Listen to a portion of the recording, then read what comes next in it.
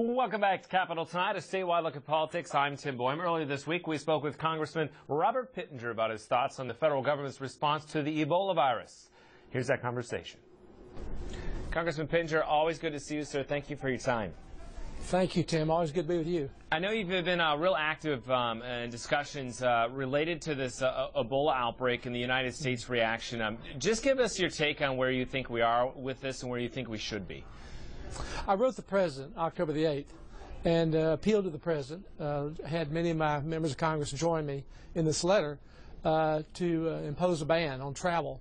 We're in uncharted waters, and I think until the CDC and the World Health Organization has a better grip on trying to control this deadly virus in Africa, we need to do everything we can to make sure that it does not come to our borders. Of course, we've already seen that occur. It's been evolving. The President still has been reluctant on trying to secure this country, and I think first and foremost he needs to do that. So this travel ban, there's been a lot of discussion about that. It's been an issue in the U.S. Senate race. There has been some question about whether it would work. You know, these people could travel by vehicle to another country and fly. I mean, how do you think a travel ban would work, or is it just we need to do everything we can? Yes, sir. It's doing whatever we can at this point. It's managing the problem with every effort that you can find. There's not going to be a sure way to keep anybody out of our country. My goodness, the GAO says our border southern border is 40% porous. So we haven't been able to keep illegal individuals from entering our country there.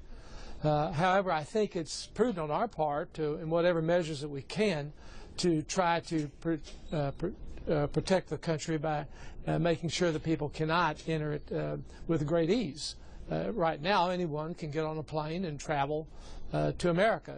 You know, the incubation period is 21 days. It doesn't mean that you're going to be able to identify those individuals who may be carrying this virus.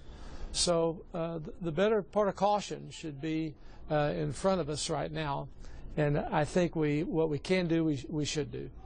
What do you make of this, they call it, I mean, we are calling it a czar position, the Ebola Czar, Klain, former chief of staff for 2 vice presidents. He starts on Wednesday.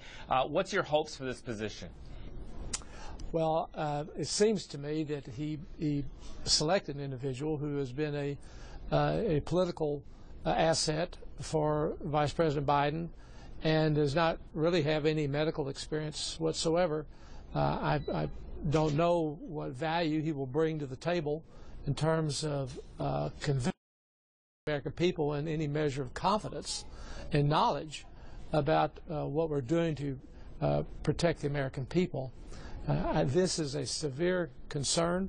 The President has looked to the World Health Organization for direction, saying he's waiting on them for advice and what he should be doing related particularly to travel bans.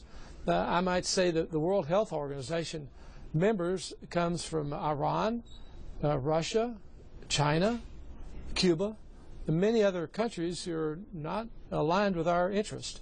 So I think the President needs to be decisive. He needs to take strong initiative.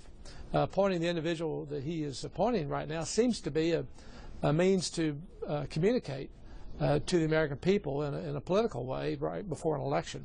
I think these are concerns that we should have had someone who is from the medical profession who would understand the issues and be able to convey clearly what's at stake and what we need to be doing to protect this country.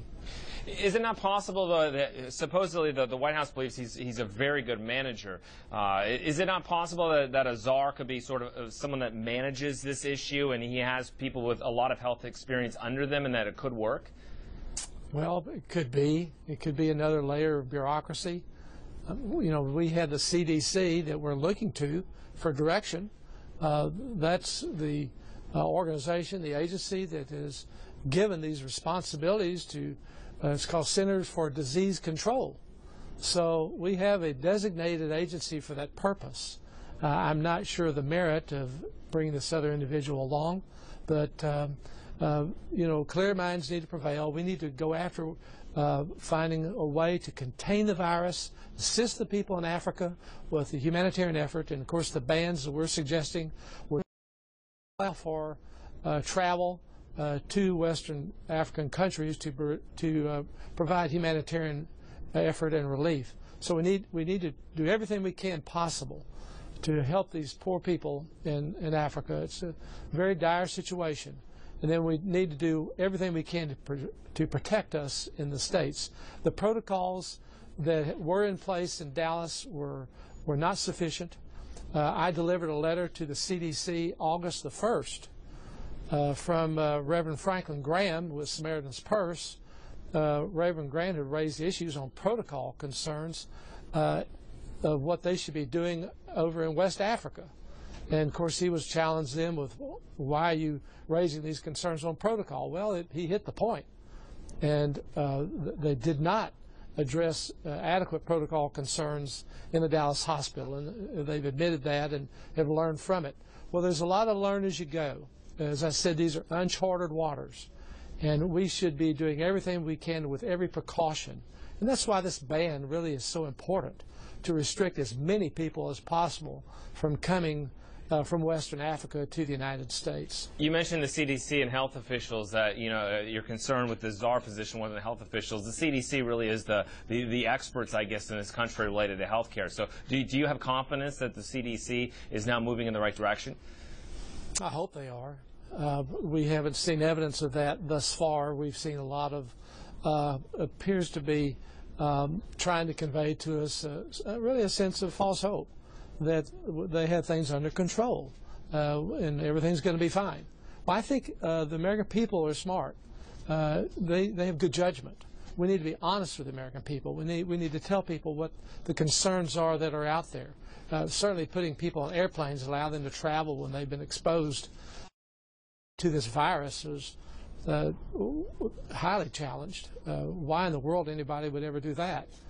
So we need good judgment. We need good common sense. We need to do those things in the realm of caution, and make sure that additional people are not exposed, and as a result, the impact could be many, many more lives. All right, Mr. Pittenger, I know you're a busy schedule as always, but thank you so